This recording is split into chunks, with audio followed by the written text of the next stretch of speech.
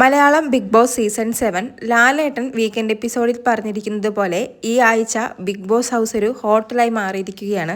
അതിൻ്റെ ഒരു പ്രോമോ ഇപ്പോൾ പുറത്തു വന്നിട്ടുണ്ട്. നമ്മുടെ ശോഭ വിശ്വനാഥും ഷിയാസ് കരീമുമാണ് ഈ തവണ ഗസ്റ്റായിട്ട് വന്നിരിക്കുന്നത്.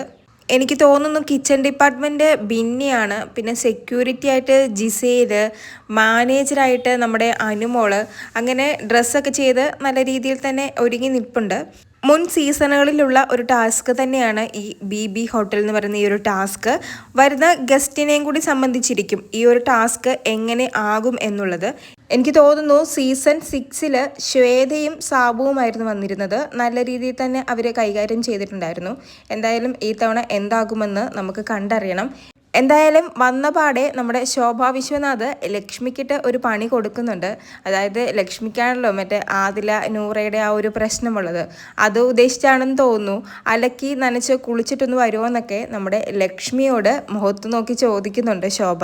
പിന്നെ റൂം ഫുള്ള് ക്ലീൻ അല്ല, പൊടിയാണെന്നൊക്കെ പറഞ്ഞ് നമ്മുടെ ശോഭ കണ്ടസ്റ്റൻസിനോടൊക്കെ സംസാരിക്കുന്നുണ്ട്.